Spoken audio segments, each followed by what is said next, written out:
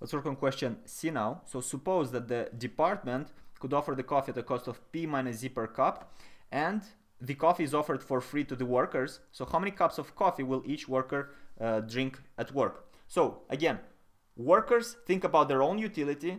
To maximize their utility, they have to think about how much coffee they consume relative to how much money they spend. So we have the utility function.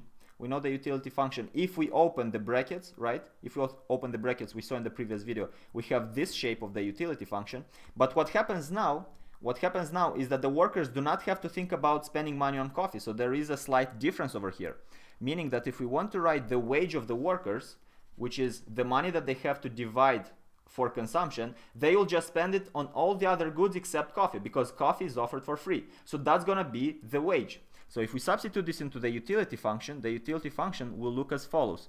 It will be W, instead of B, we can write W minus n squared plus 2nc minus c squared. Now, same logic goes. We still have that quadratic relationship between utility and coffee, meaning that we're going to differentiate the utility with respect to the coffee consumption, make that equal to 0. So that's just going to be a one-step calculation.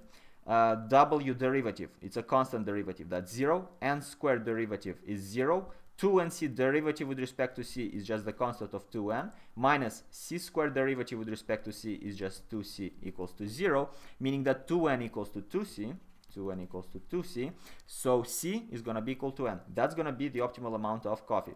C is going to be equal to n. And one more thing, let's just compare this real fast with the coffee consumption before. So when they do pay for coffee, when they have to think about their money, this is how much they consume, n minus 1 over 2p.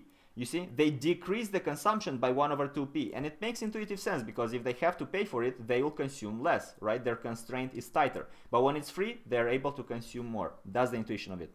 Hope this all makes sense. In the next video, we go to part D.